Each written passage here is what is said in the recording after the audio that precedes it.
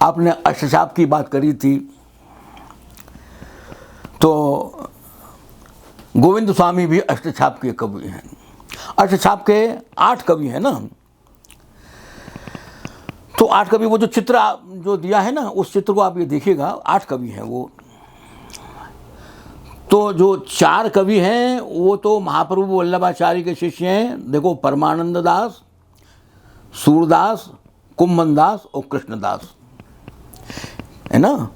कृष्णदास, कुम्भन दास, सूरदास और परमानंद दास, ये 4 जो है वो वल्लभाचार्य जी के दीक्षित शिष्य हैं ये। और 4 शिष्य जो है विठलनाथ जी के हैं, गोस्वामी विठलनाथ जी के हैं। उसमें क्षीर स्वामी, गोविंद स्वामी, चतुर्भुज दास और नंददास। नंददास का काव्य है, वो भी कहते हैं ना, नंददास को शब्दों के लालित्य के मामले में जड़िया कहा जाता है। जड़ शब्द को जड़ना। और कभी गढ़िया, नंददास जड़िया। और कभी गढ़ते हैं, नंददास जड़ते हैं। गढ़ने और जड़ने में अंतर जानते हैं ना। जैसे सुनार है ना, सुनार ने जो है वो हार बनाया, वो गढ़ दिया उसने, है ना। अब उसमें जड़ने का काम है, यहाँ रत्न यहाँ लगाना, हीरा यहाँ लगाना, जवाहरात यहाँ लगाना, मोती यहाँ लगाना, कैसे लगाना, वो जड़ने का काम है। तो और कवि गढ़िया और नंददास जड़िया। तो नंददास को जड़िया की माने है कि वो, जैसे देखिए अब ये समीक्षा एक कहावत में ही जो है नंददास की जो है वो उन्होंने समीक्षा लिख दी, समीक्षा कर दी। तो नंददास उस श्रेणी का कवि है। तो ये 4 कवि, नंददास, चतुर्भुज दास, क्षीर स्वामी और गोविंद स्वामी। तो गोविंद स्वामी जो है, एक दिन तरंग आ रही थी, तो वे जो है एक बुर्जी थी वहाँ। ये जो सरोवर तो चारों ओर है ब्रज में, कुंड और सरोवर चारों ओर हैं, वहाँ बुर्जियाँ भी बनी हुई हैं। तो एक बुर्जी पर वो बैठे हुए थे, गोविंद स्वामी जो है, उनको तरंग आ गई और वो उस ध्यान में मग्न होकर के भैरवी राग में लीला गायन कर रहे थे। संयोग की बात थी, वो बादशाह था या वजीर था या कोई और किसी अधिकार पद पे वो था, माने वो शाही घर का था। उसने वो गोविंद स्वामी संगीतज्ञ थे, बड़ी भारी संगीत के। स्वामी हरदास जी जैसे संगीत के अध्यापक थे ना, संगीत के गुरु थे ना, ऐसे ही आचार्य गोविंद स्वामी भी थे। वो भी संगीत की उतनी राग रागनी की गहराई में थे। तो वे जो है वो उन्मुक्त भाव से जो है वो लीला गायन कर रहे थे और वो जो उन्मुक्त बैठे रहे थे। तो वो जो सुन रहा था पीछे, उनकी तो पीठ थी, वो तो कुंड की तरफ मुंह करके जो है वो गा रहे थे, अपना आकाश की तरफ गा रहे हैं, आकाश में गा रहे हैं, आकाश गूंज रहा है। पीछे जो है वो जो बादशाह वजीर या जो भी कोई था वो सुना, वो बैठ गया, वो उसमें मंत्रमुग्ध हो गया, उससे वो जादू में बिध गया, बैठ गया वो। और जब उन्होंने गोविंद स्वामी ने अपना पद जो है वो पूरा करके वो तानपूरा रखा, तो उसके मुंह से बरबस निकल पड़ा, वाह।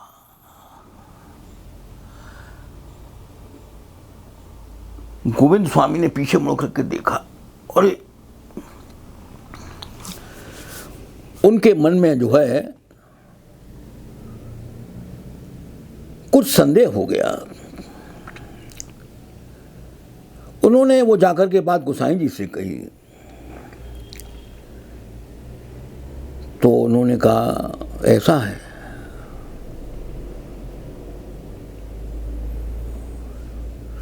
हमारा जो संगीत है, देखिए तानसेन आए थे, तानसेन जो है वो गोसाई जी की सेवा में आए थे, और तानसेन जो है गोसाई जी की सेवा में आए, तानसेन ने गाना गाया है, तानसेन ने।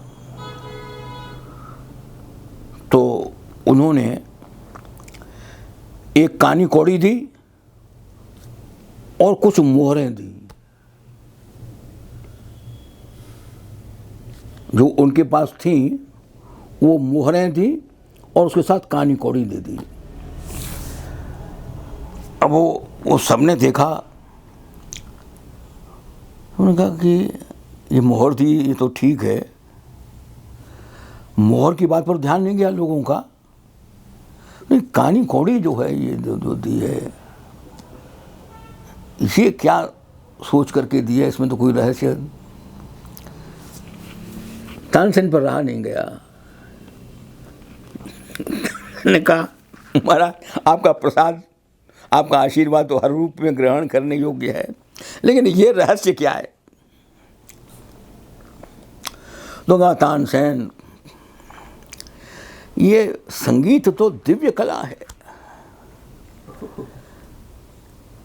आदमी के मनोरंजन के लिए जब इसका उपयोग होता है तो उसकी कीमत कानी कौड़ी के बराबर होती है। और जब वो उस परम आनंद के लिए जब वो गाया जाता है तो वो मोहर के लिए होता है। यही दोनों में अंतर है। तो कानी कौड़ी ये है कि आप बादशाह के दरबारी हैं, बादशाह को रिझाने के लिए गाते हैं। तो उसने वाह कहा गोविंद स्वामी के पद। तो ये जब बात गोसाई जी के पास पहुंची तो गोसाई जी ने कहा, गोविंद भैरवी रागनी छू गई, तब से भैरवी रागनी वल्लभ संप्रदाय में नहीं गाई जाती।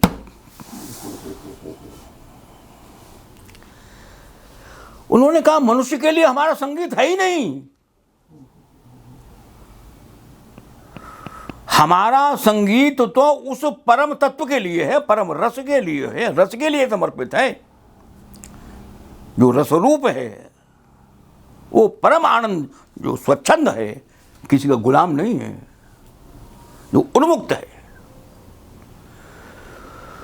तो अष्टछाप के पद केवल सेवा के समय ही गाए जाते हैं, सेवा के बाहर गाने का तो उनका निषेध है संप्रदाय में। भाई जब साहित्यिक धरातल पर जब उसको ले आए तो वो मर्यादा तो टूट गई, लेकिन इसका उल्लेख करना जरूरी था, इसलिए मैं उल्लेख कर रहा हूँ इस बात के लिए, है ना। और यही वो कारण थे। देखिए जब मैंने हरदास जी की बात आपसे करी थी तो आपसे कहा ना, गूदड़ का हीरा वो केवल वृंदावन में ही सीमित रही, स्वामी हरदास जी उसके बाहर निकले ही नहीं, केलेमाल बाहर निकला ही नहीं, है ना। IGNCA ने केलेमाल को बाहर निकाला है। तो ये दिक्कत अष्टछाप के साहित्य के साथ भी थी। उसको उसी अंदर क्योंकि उन्होंने ये कहा कि हमारा जो काव्य है, हमारी जो कलाएं हैं, वो भगवत के अर्पित हैं, वो उन्मुक्त भाव के, राजा बादशाह को रिझाने के लिए नहीं है, आदमी को रिझाने के लिए नहीं है। आदमी समर्पित होकर के आता है, सुनता है, वो एक अलग बात है, वो तो समर्पित भाव से आता है। तो अष्टछाप के जो 8 कवि थे ये, तो उन्होंने सेवा प्रणाली का जो विकास किया ना, भोगराग श्रृंगार का, तो उसमें 2 प्रणालियां आई, वर्षोत्सव और नित्योत्सव। उनका जीवन उत्सव है, जीवन उत्सव है। तो उन्होंने अष्टप्रहर की 8 सेवा, 8 झांकी, 8 रूप,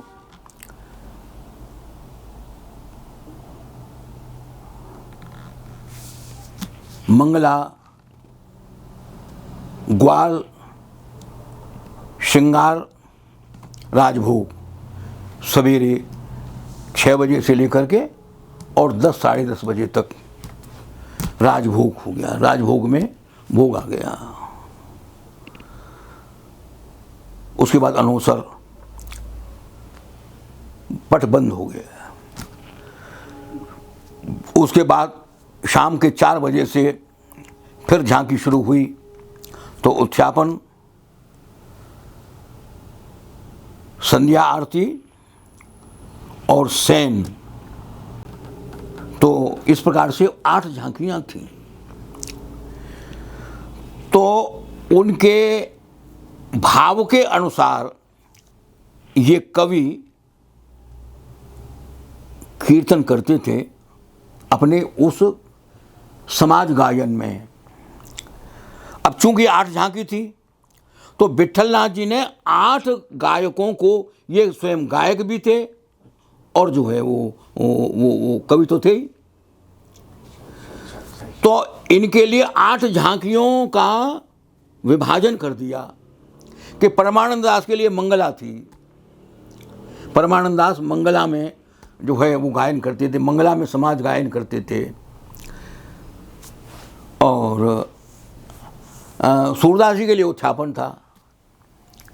सूरदास जी उत्थापन के जो है वो गायक थे, है ना। तो इस प्रकार से छीत स्वामी, गोविंद स्वामी, इन सबको अलग से एक विभाजन, एक वो है कि उनको ये कह दिया। अब वो ये बात नहीं है कि केवल वो ही करेंगे या ऐसा, बैठते तो सभी थे, है ना। तो एक प्रमुख हो गया, एक ने अपनी गायन किया, एक ने अपना पद रचना की और उसने वो गायन किया।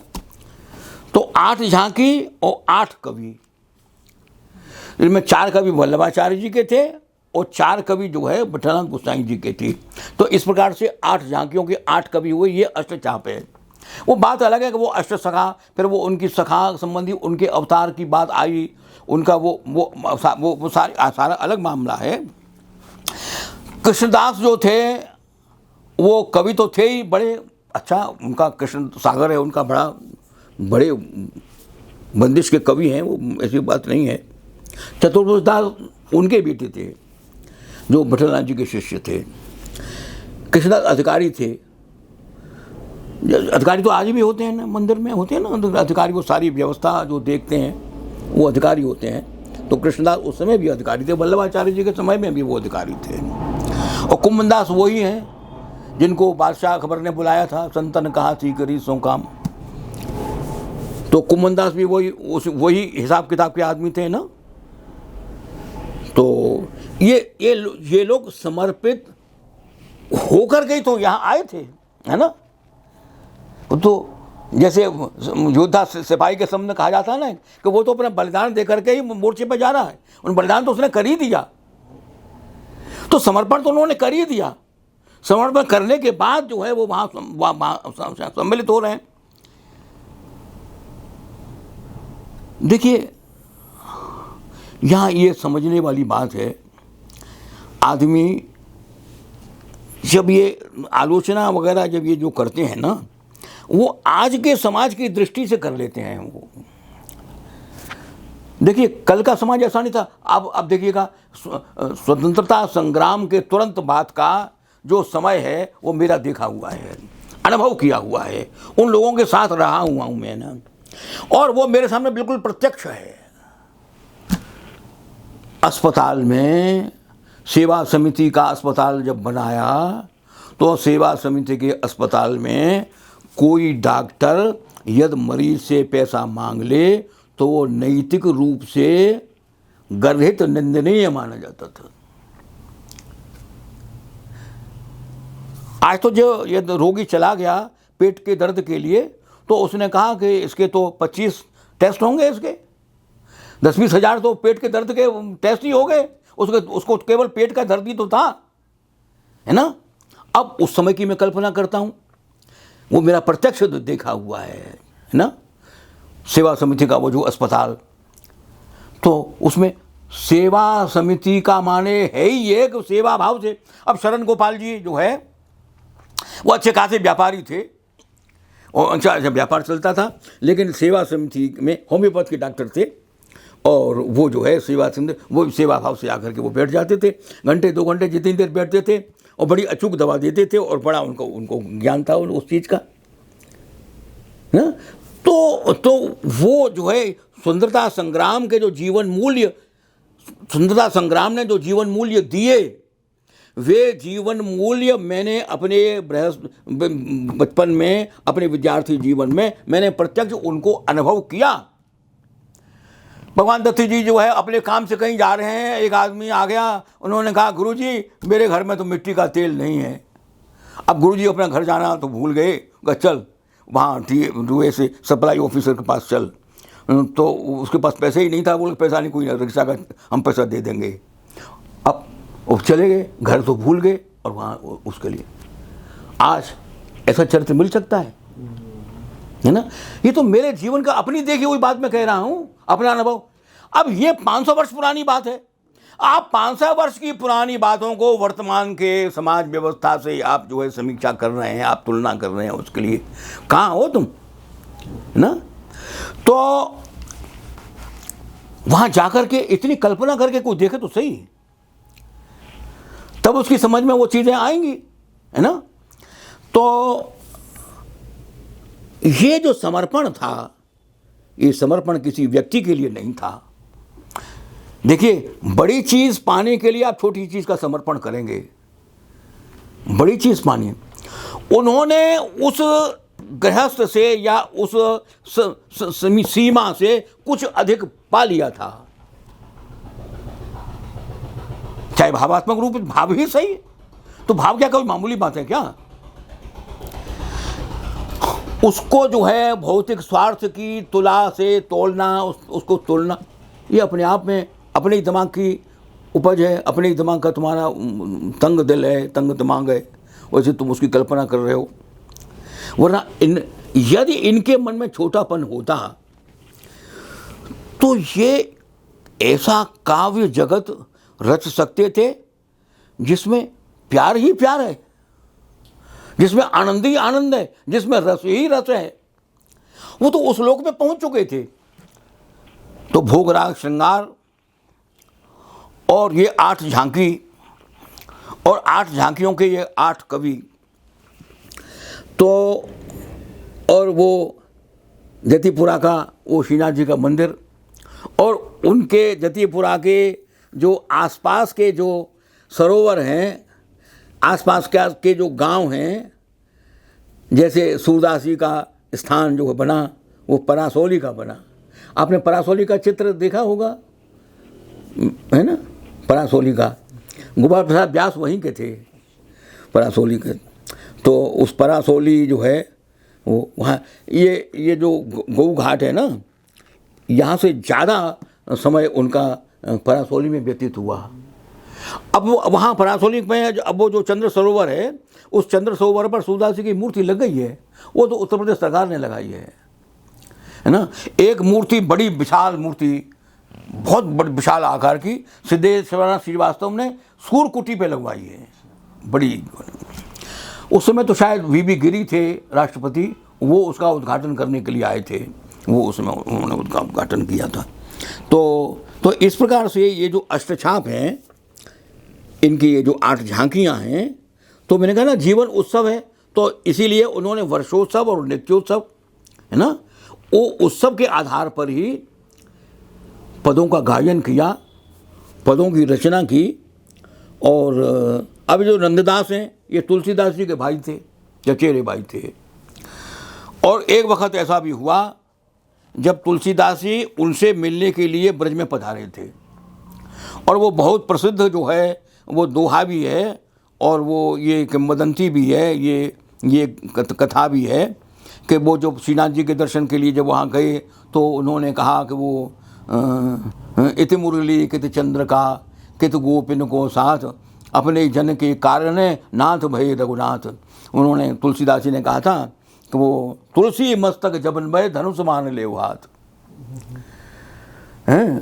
तो तुलसी मस्तक जब नवे धनुष मान ले हाथ, तो जो है वो तो धनुष बाण का जो है वो दर्शन उनको हुआ, उनको अनुभूति हुई वो तुलसीदास जी के लिए। ये एक प्रसिद्ध जो है वहाँ की कथा है, जब नंददास से मिलने के लिए आए थे। इसको लेकर के कई काव्य रचनाएं भी हुई हैं। तुलसी का ब्रजागमन एक काव्य है ब्रजभाषा में, वो राजा बाबू वर्मन का लिखा हुआ है। और दूसरे भी ऐसे हैं जहाँ नंददास को लेकर के, तो नंददास जी का जो भंवर गीत है वो बड़ा प्रसिद्ध है। और नंददास जी की तो ये इसी प्रकार से छीत स्वामी, अब छीत स्वामी जो है उनका बड़ा प्रसिद्ध पद है वो एहो विधना तो सो अचरा पसारी मांगो, जन्म जन्म दीजो याही ब्रज बसवो, अहीर की जात समीप नंद घर, घरी घरी घन श्याम हेर हेर हंसवो। छीत स्वामी रसरास को बिलसवो, हैं एहू विधना तू सो अचरा पसारी मांगो, जन्म जन्म दीजो याही ब्रज बसवो।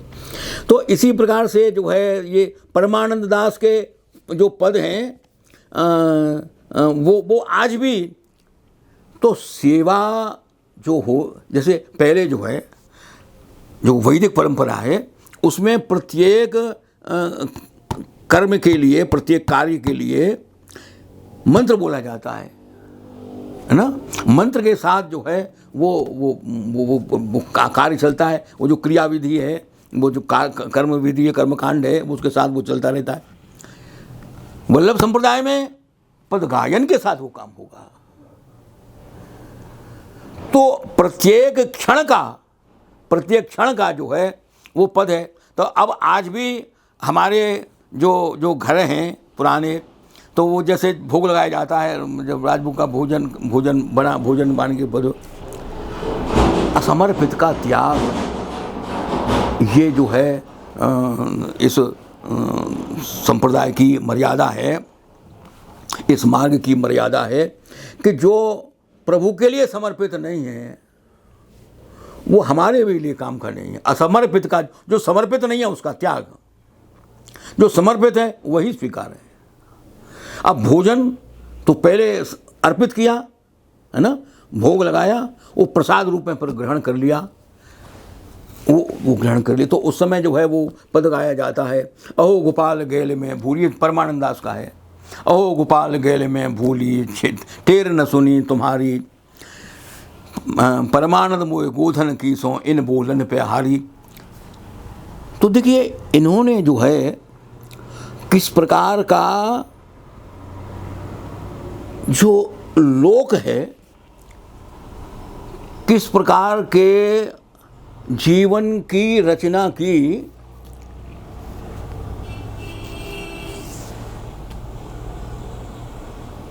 कहा करो बैकुंठ ही जाए, हैं जहान गोकुल जहान जमुना जहान जसुदा माय, कहा करो बैकुंठ, परमानंद की चतुर ग्वालिनी। तो वो कहती है कि बैकुंठ चल, बैकुंठ का क्या करना है, बैकुंठ में जमुना जी है, जब जमुना जी नहीं है तो मैं क्या करूँ बैकुंठ में जाकर के। बैकुंठ में गोकुल है, गोकुल नहीं है, मैं क्या करूँगा वो जाकर के, है ना। देखिए क्या ये लोक की प्रतिष्ठा कर रहा है, परलोक जो है बैकुंठ क्या है, वो परोक्ष है, ये प्रत्यक्ष की प्रतिष्ठा कर रही है ग्वालिनी। ये परमानंद दास का है। तो परमानंद प्रभु चतुर ग्वालिनी, ब्रज तज मेरी जाय बलाए ब्रज तज मेरी जाय बलाए, ब्रज को छोड़ करके मेरी बलाए जाए, मैं क्यों जाऊं, हैं। तो कहा करो वैकुंठ ही जाए, ये क्या है, ये उस आनंद लोक का सृजन है कि जहाँ जहाँ यमुना है, कोई यमुना के साथ इतना प्रेम है, इतना अनुराग है ना। आज की दृष्टि से आप ये देखें, आपको नदी वो पानी वैसा दिखाई देगा ना, पानी जिसमें आप नाला भी छोड़ देंगे, नाला आप छोड़ देंगे ना, क्यों कि आपके पास वो दृष्टि नहीं है।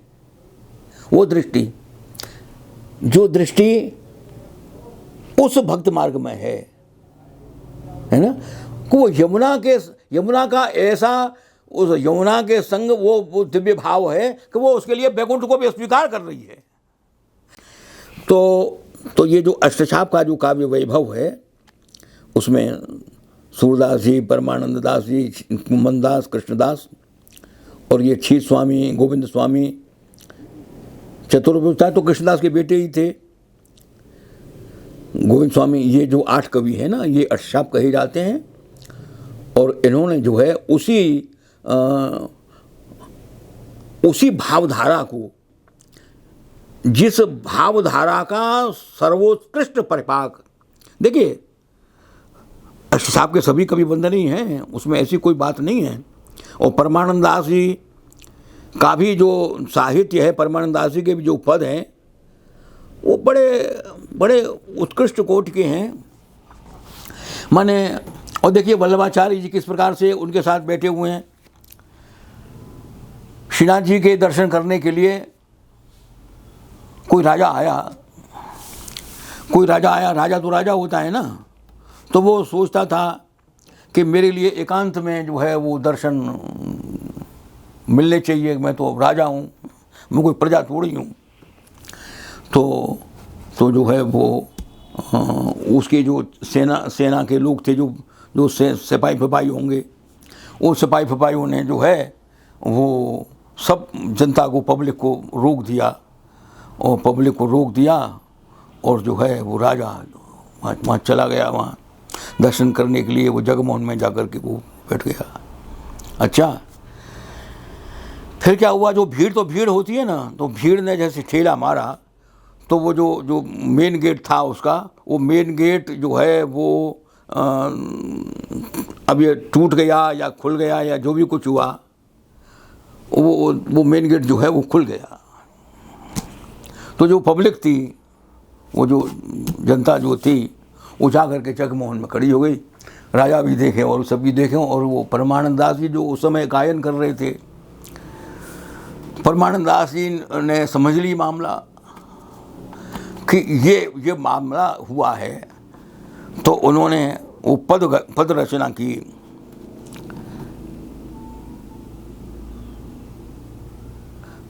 कौन यह खेलवे की बान, प्रभु ये तुम्हारे खेलने की कैसी रीत है, हैं? नंदन अछत काहू की नाहिन राखत कान, कौन यह खेलवे की बान। राजा हो चाहे राजा का बाप हो, नंदन के यहाँ किसी का मान अक्षत नहीं है। नंदन अछत काहू की नाहिन राखत कान, किसी की मर्यादा नंदन के दरवाजे पर नहीं है, या तो सब बराबर है। भली कौन ये, तो महाप्रभु जी उसी में विराज रहे थे। महाप्रभु जी ने कहा, परमानंद दास जी कौन यह खेलवे की बान, इसमें तो उपालंब है। भली यह खेलवे की बान, भली यह खेलवे, तुम्हारी यह खेलवे की बान अच्छी है, क्या कौतुक किया आपने। राजा बेचारा देखता रह गया, है ना। तो इन कवियों की जो प्रतिभा है, वो जैसे जैसे हम उनकी जो चर्चाएं, उनकी जो उनसे जुड़ी हुई जो कहानियां हैं, उनसे जुड़ी हुई जो वार्ताएं हैं, उनको जब हम सुनते हैं, देखिए जैसे आजकल भागवत कथा वगैरह करते हैं ना, तो पहले उसको कहा जाता कथा वार्ता। कथा वार्ता पूरा जुड़वा है ना, कथा वार्ता मिला हुआ शब्द है कथा वार्ता। तो कथा वार्ता क्या माने कि वो कथा हुई, वो भागवत कथा की उन्होंने, उसके बाद में वार्ता, अर्थात ये जो भक्त भाव है ये जीवन में कहाँ है, तो उसको प्रमाणित करने के लिए भक्तों की वार्ता कही जाती थी। उसको जो भक्तों का जीवन चरित है उसको वार्ता कहते थे। भगवान का जो जीवन चरित है उसको कथा कहते थे, है ना। भगवान का जो लीला प्रसंग है उसका नाम तो कथा है, और भक्तों का जो जीवन चरित है उसका नाम वार्ता है। तो कथा के बाद वार्ता का प्रसंग आता था।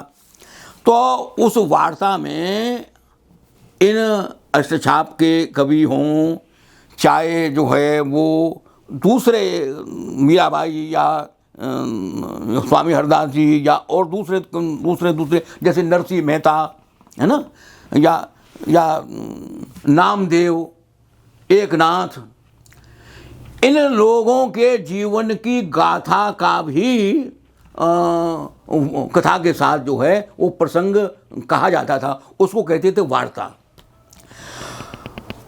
वार्ता साहित्य में जो कुछ बचा हुआ है या बचा रहा, उसके आधार पर हम इनके जीवन का अनुमान कर लेते हैं, उनके जीवन की कल्पना कर लेते हैं। बाकी ऐतिहासिक प्रमाण जैसे कहते हैं कि कोई लिखित में कोई ऐसा मिल जाए, पूरा का पूरा नहीं मिलता है।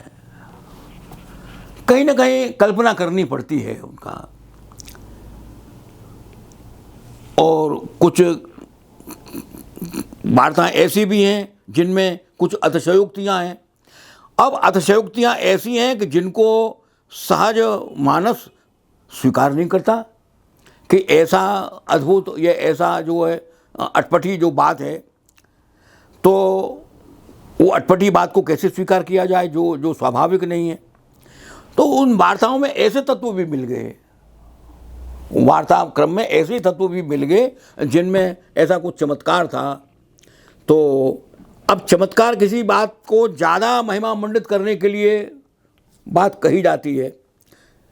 तो वार्ता साहित्य में ये जो तत्व है, ये चमत्कार का तत्व है, या जो अलौकिकता का जो तत्व है, या जो आश्चर्यचकित करने वाला जो तत्व है, इससे भी थोड़ी सी कठिनाई पैदा होती है कि हम उसके मूल चरित्र तक, मूल जीवन के परिस्थिति तक हम कैसे पहुँचें उसके लिए। तो ये समस्या जो है वो हर कवि के साथ भी है, अष्टचाप के कवियों के साथ भी इस प्रकार की बातें हैं। बाकी जो उनका काव्य है, उनका जो काव्य लोक है, वो तो एक तरीके से सौंदर्य माधुर्य का संसार है, सौंदर्य माधुर्य का संसार है।